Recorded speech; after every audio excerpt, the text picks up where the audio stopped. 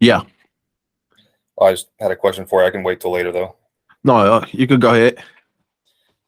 So I'm going through Los Angeles County and on the website, going through like past auctions, and the last or the latest auction they have is like 2019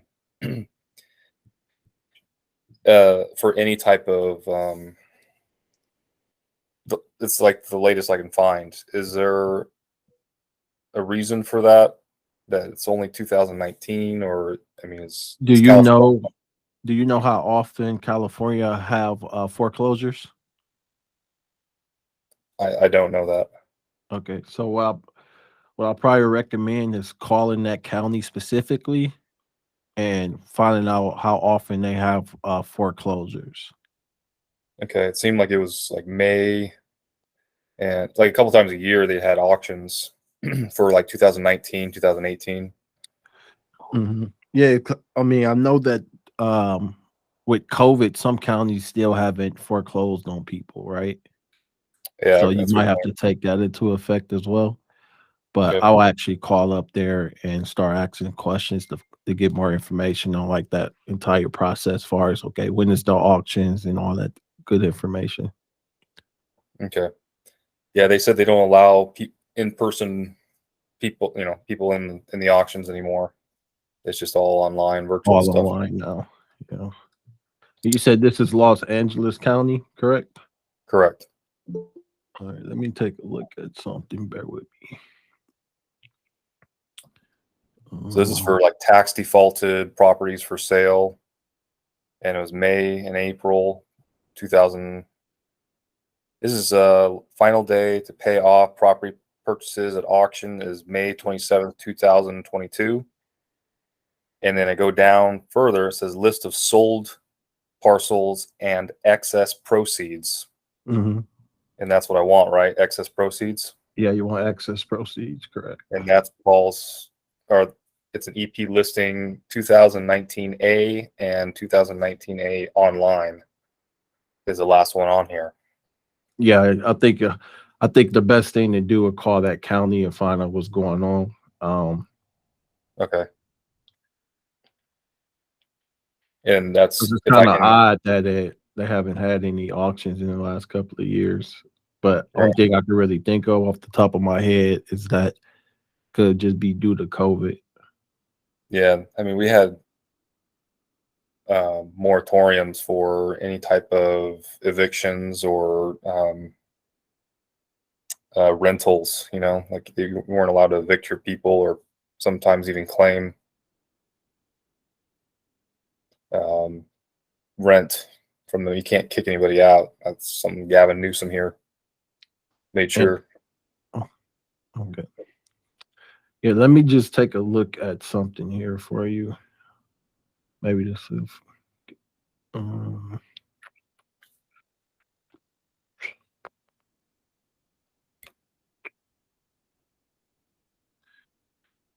this is the Treasurer and Tax Collector Office.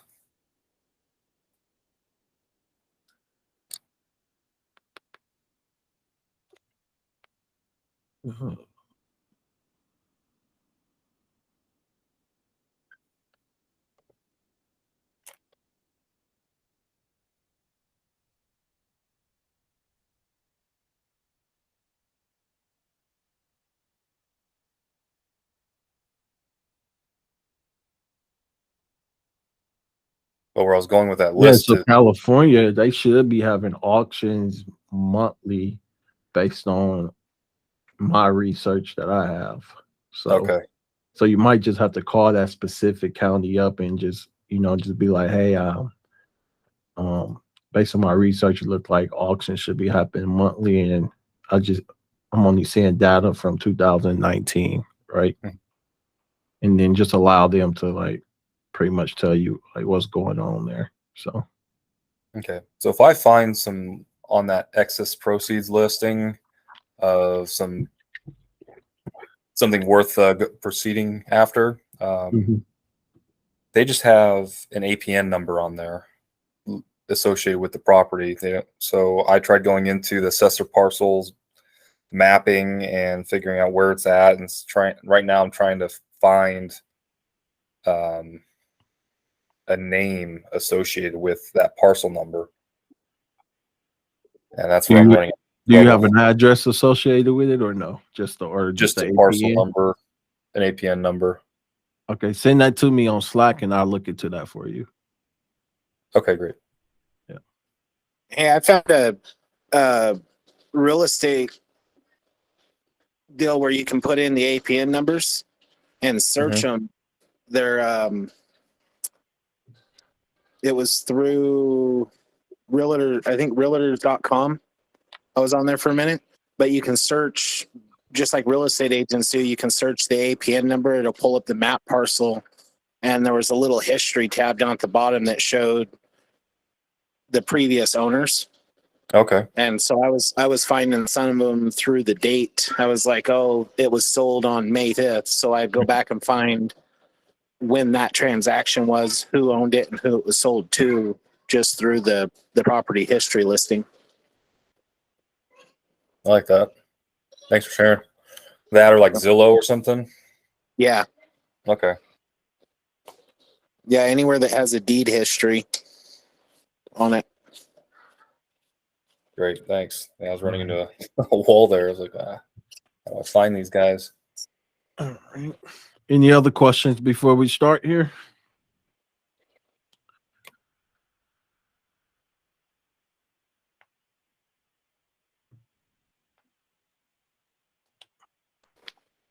No, thanks for the update you sent me earlier. The wrecked my little hot streak there, but good information. All right. Well, at least you know where to go now, you know. So right. Yeah. So is the only way to check if a exceeds of proceed or excess proceeds have been claimed is by calling the court system? Well, you could call the court system. Another way is if you have the case number, you could pull up that county case records and put in that case number, and it should pull up the case for that specific profile. Okay. Yeah, I'm not seeing a case number on this listing here. So a lot of times what happens is, let's say that you only have the partial number, right? And you don't have like no other information, right? Uh-huh. Well, this comes back down to research, of course, but each county have some like a property records. So if you could find a link for that county property records, once you put in the APN or the partial number, then they will pull up the person's first name, last name. Okay. And then they'll also pull up the address, right? So now you have that information. So when you go look up the records, if you don't have the case number, they may have options like, okay, put that person's first and last name, or put the partial number in, right? So then you'll be able to use the other information you have to be able to actually find that case number.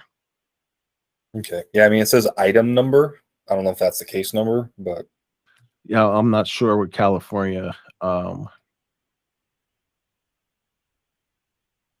Yeah, I'm not 100% sure on California, but you could try that and see what happens.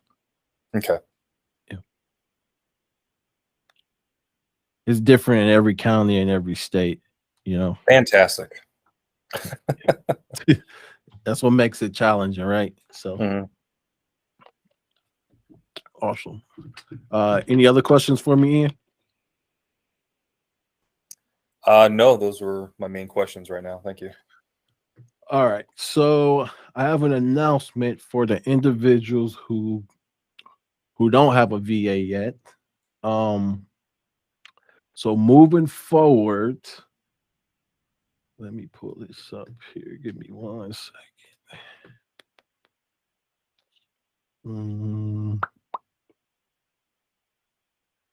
Okay.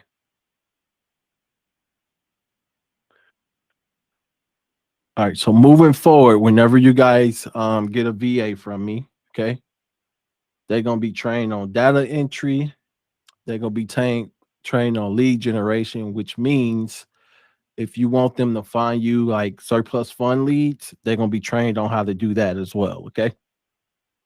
They also gonna be trained on skip tracing, right? So if you have like a platform that you're using for skip tracing, they be able to use that platform and help you get leads skip trace, cold calling and text messaging, and also preparing the paperwork. And if you want them to be able to send that paperwork to the leads, you can, or you can have them send the paperwork over to you so you can verify things and you can take it over to the finish line. So they're going to be trained on all of that moving forward. Okay. Questions on that? Which means they'd be able to go to your county websites and do research and be able to do that grind work that's not so fun. All right. So, Can am I I getting make this? sure I wrote everything? I might take a second one. Okay, Barry. What was that, Tanya? I want to make sure I wrote everything down that you said. You said the lead will be trained. I'm sorry, the VA will be trained on lead generating, skip tracing, cold calling, text message, data entry. What else? Preparing paperwork. Preparing paperwork. Okay. Okay. Now the way the price is going to break down, okay. So they could do 4 hours a day, and that's going to be Monday through Friday, okay. And that's going to be $350. If you want them to do 6 hours a day, you're looking at $540. And if you want them to work 8 hours a day, you're looking at $700. Now that's not per week, that's per month. Okay. So all Comments? all we need to do is just come to you when we are in a position to acquire a VA to help out. Yeah, just come to me and then I'll get you connected. So Okay, so we don't have to do any, or we can. Is there any training on our part? Only thing you have to do is probably just do a little bit of management with the VA, right? So Okay. So is the fee you're talking about, is that through the entire time of contract with the VA, or is it turned over? It's like the VA, the situation I got with him. So is it the same? Does it turn over to do the same thing? That's totally different, Barry, just Okay. because he's my former VA. So Okay. yep. Will we get a copy of what the SOP or training guide or whatever that you're training them on, so that if they ask any questions, we can know how to expound on? Or Yeah, the SOP is actually inside of the Slack channel. I could tag you in if you want me to. So okay. all right. Any other questions for me before we get started? Tim, I know you're new here. You have any questions for me? You don't have enough time for all my questions. Okay. I'm new. I think though, people were asking about, they were talking about the VAs. There's a whole section on VAs in the training, right? Mm-hmm. Yeah. Yep. Well, you can ask me all the questions you want on Saturday during the onboarding call. So I'll definitely be there for you. Okay. Terrific. All right. Awesome. All right. Time to role play. Who's going up today? You want to give it another run, Tanya? I think I'll just sit back and listen again. All right. I will try again. I don't have my script. I'm just gonna go off of memory, but All I don't want to be the first. All right. Barry, you want to give it a shot?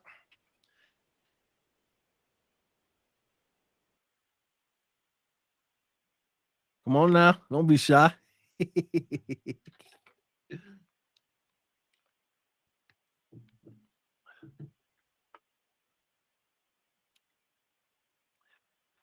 I'll go with someone. Who want to go with me? I'll go with someone. So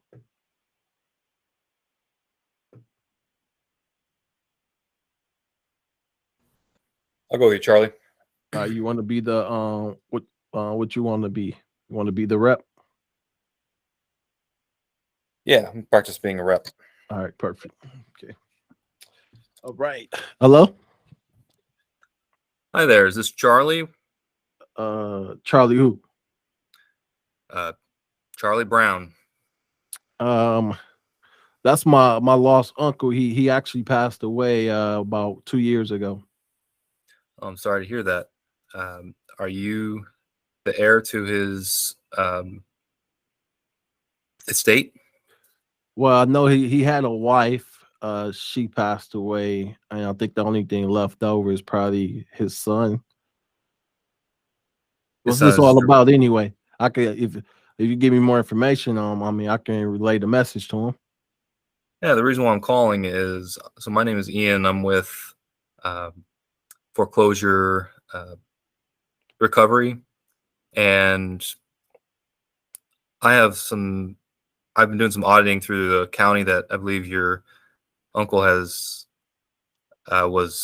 living in, and the house that was foreclosed went to auction according to these records, and after it gets sold, there's some excess funds or proceeds that are on file, and I believe this can be captured through a litigation process that my company is familiar with, and we can do that for you, well, to the heir to these funds. And that's why I'm calling, is in regards to starting that process with said person. What you mean by heir? Heir as in the survived family member that is able to appropriate these funds. Oh, okay. Yeah, I mean, how much are we talking? Because he's hard to get on the phone, you know. So yeah, these records are from 2019, and it's been a couple years. I believe if this is up to date, then we're looking at a range between $40,000 to $60,000. Does that sound like something? Well, if it's what I'm really trying to find out is who I can contact that would have legal ability to initiate a claim for these funds. Is that you saying that his wife survived him and then possibly his son? No, his wife passed away, and the only person left is the son. Understood. Sorry for misunderstanding that. Do you have his contact information that I can reach out to him? I'm not sure if I feel comfortable providing that information. Okay. You got a website or something, or like? I do have a website, Like, and you can. Is this legit? I mean, this is kind of odd. You calling me, telling me our family owed money. You know. I'm sorry. Did you ask if you owe money? No, this is money that's for you. Got you. Okay. Yeah. So this is how did this happen? I mean, how's my my lost uncle owed money? I don't get it. he's owed money. So this is after every foreclosure. If the lien holders have acquired all of their reaccumulation of the debt, then anything that is extra goes into a slush fund, and unless it's reclaimed, then the state would just absorb it. So what my company does is it audits these counties for these funds that are on file, and then we connect those owners and let them inform them of the money that's there, and then we take our legal action to acquire those funds for them and redistribute them to. But we obviously have our overhead and lawyer fees and stuff like that in order for it to go back into the hands of the owner. Got you. All right.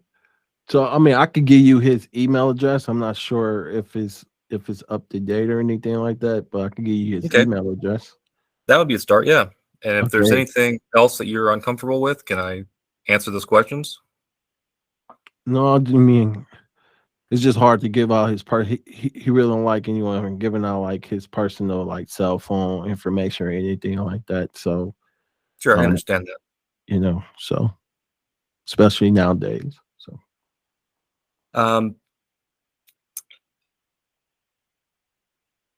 let's start with his full name. That way I make sure I address him correctly.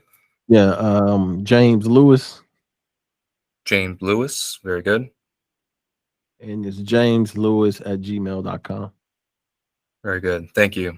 JamesLewis@gmail.com. Mm-hmm. Well, I greatly appreciate your help, Charlie Brown. If you have any other questions, my phone number is one listed on your caller ID. Do you see it there? Yes, I see it here. Okay. Feel free to reach out to me or back to me, and I will contact the son and try and get him some extra funds here that are owed to him. So I appreciate your help. Yeah, my pleasure. All right. Have a good day. Thank you. You too. Thanks. All right. How you guys think he did? Give him some feedback, please. Very good. I think he did excellent. Yeah, I think he did good too. He threw that curveball at me, man. That's a good one, though. I like it.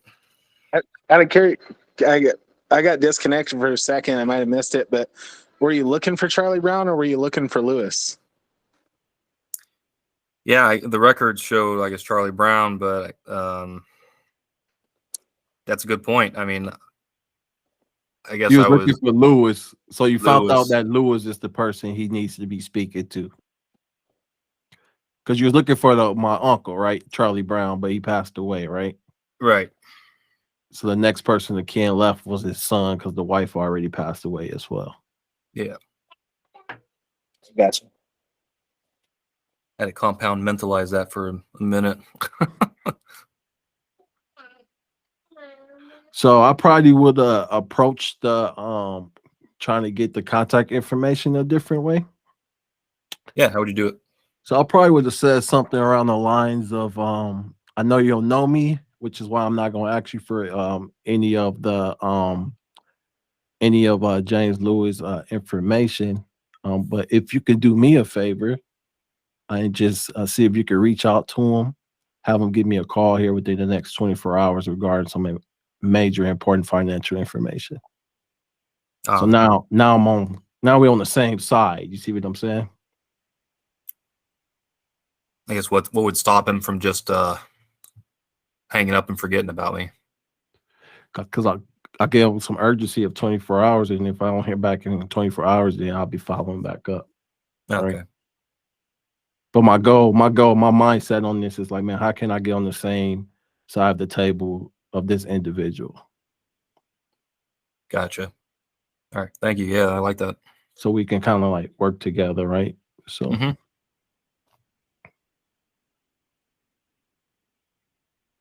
Because it's also important. You can let them know, like, hey, look, if you could do me a favor so I can get in contact with this individual, right? Because they owe quite a bit of money, right? And I definitely don't want them to lose it. So the sooner they can get in contact with me, the faster I'll be able to help them get these funds. Mm-hmm. Right. Awesome. Who next? Barry, you want to give it a swing?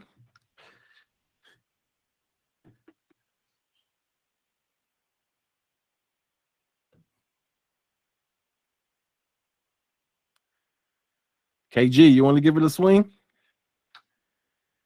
Yeah, I'll go. All right.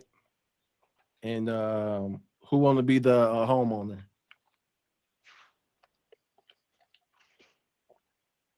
I don't mind being the homeowner again. So That's cool. I'll do it. You can go ahead.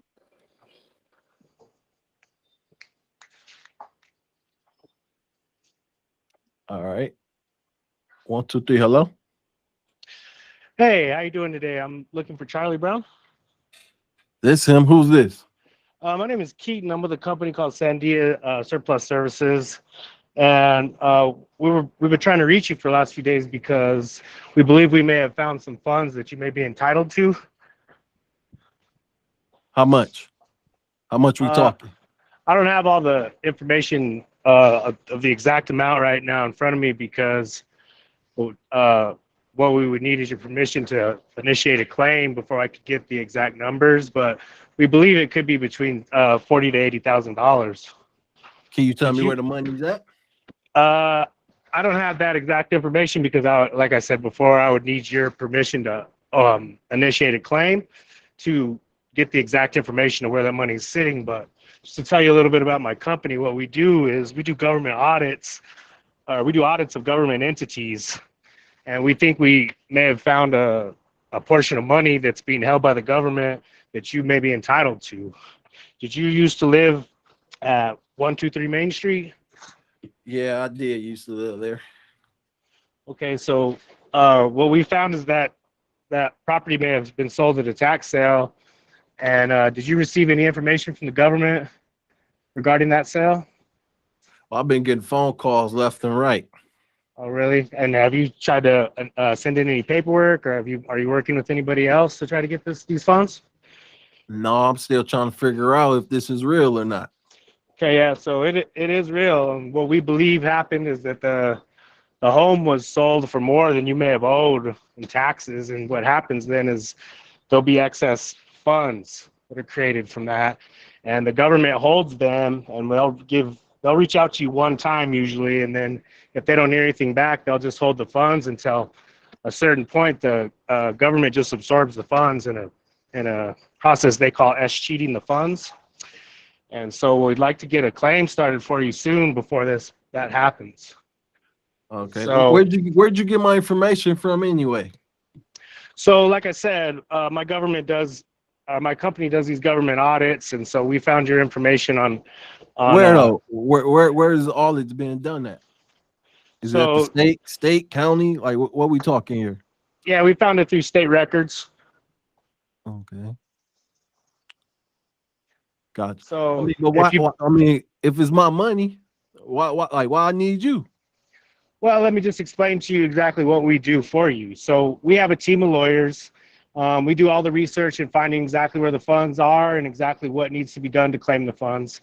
After you give us permission to initiate a claim on your behalf, our lawyers will take over, and then any hearings that may need to be shown up for, or any other processes that need to be handled, we handle that all on our end.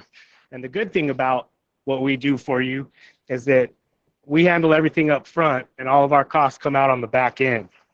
So let's say if there was a situation where we weren't unable to claim these funds for you, you wouldn't owe us anything. So that's the best part about what we do for you. Okay. And what's the process look like? How quickly can you give me my money? Well, each claim is different, so I can't give you an exact answer on that. I think once we get the paperwork signed and I can get my lawyers looking into it, then I can have a better idea of exactly how long this process is going to take to actually recover the funds. But we do have a good track record of getting the funds back for people, and generally it can take anywhere from 6 to 8 weeks, but sometimes longer, just depending on the government entity that's holding the money. But once we get your permission to file a claim, and we have all the paperwork signed, you would be able to access our lawyers to answer any questions for you that you may have. So, and I don't got to come out of pocket anything? No, that's what's great about our system here, that what we do is we do everything up front. So all the upfront costs we will handle.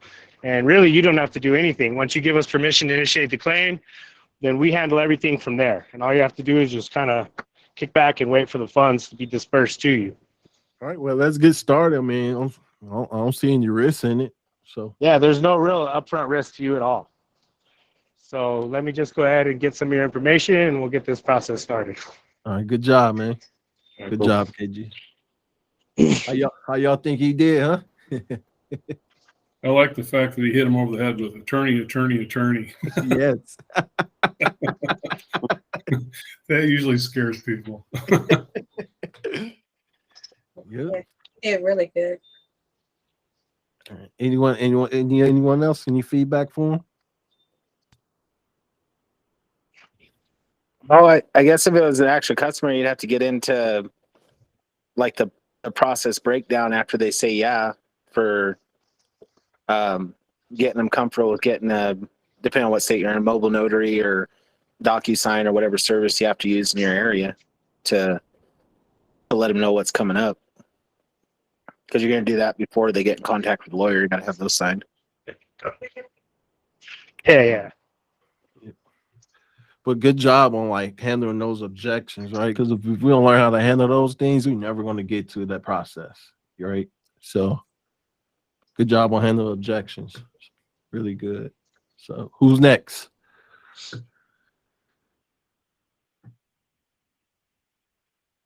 We're going to do one more here. Barry, you want to give it a Yeah, shot? we can go.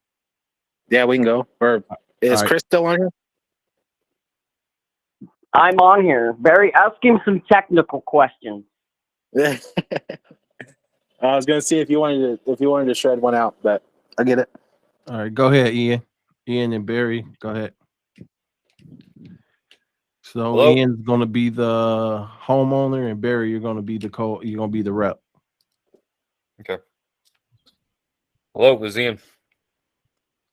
Hi, Ian. This is Barry Smith of Western 7. How you doing today? Good. How about yourself? Oh, not too bad. Hey, the reason we're contacting you, we've been trying to find you. We've found some funds that we believe might belong to you. You mind if I verify some information to make sure I have the right person? I don't need any real personal information, just some address history. Sure. Did you live at 123 Main Street? I did until things went south. Right on. It shows here you possibly lost that property in a tax lien. Is that right? Yeah, that's correct. Right on. What we do at Western 7 is we help people recover funds that are due to them, and we audit government records. And so I've received your information based on a government record that we've researched and believe that there's a large amount of funds available that are due to you, and we'd like to help you get those funds back. How is it after the lien holders took their share, or I don't understand why there's funds left over?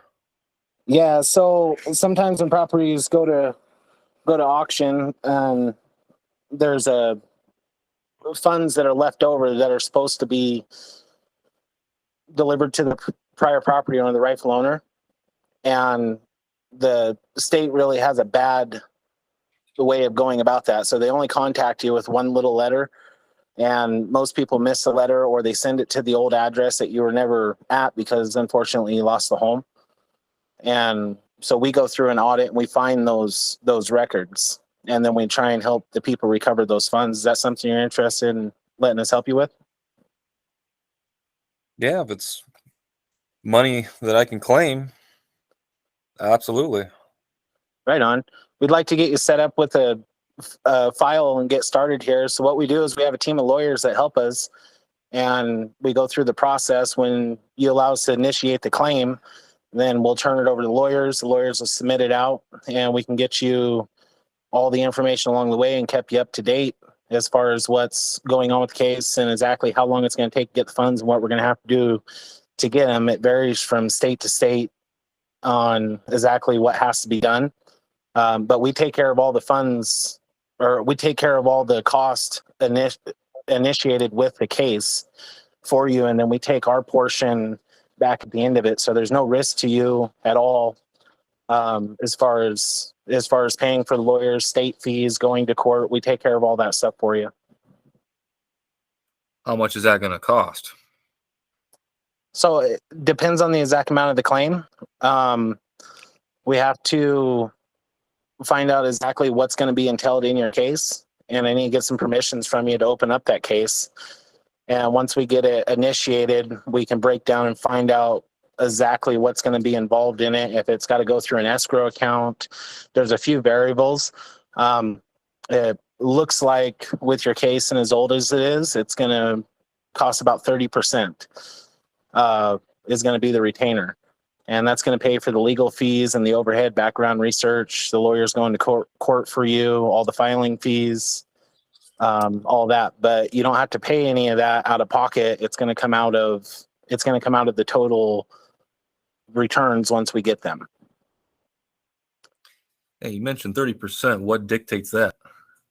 The operational costs for the lawyers and for the filing fees. We have to send out a mobile notary to you to have all the documents signed. So there's a lot that goes into. There's a lot of stuff that goes into the exact feeing of that. Yeah, I'm used to fees being a certain amount. So are we talking about each fee as a percentage of this? And you're just accumulating No. percentages? No, we charge one fee of the 30% of the case. And once the case is paid out, then we collect 30%, you get the 70%, and everything is squared up and done at that point. We don't charge additional markup fees or anything like that. That's an all-inclusive amount. I mean, 70% is better than nothing at this point, but what kind of money are we talking about here? I mean, are you seeing something on record? I'm sorry, can you say that again? You were breaking up. Is there some type of what kind of money are we talking about here? If I can just understand these percentages. So are we looking at So it's the $10,000 overage amount. It's going to be the overage amount on the property. Uh-huh. And so we have to initiate the case to get the exact numbers to send over to you. But it's going to be typically it's somewhere between $20,000 and $40,000. And so we would take the 30% of that example. Okay.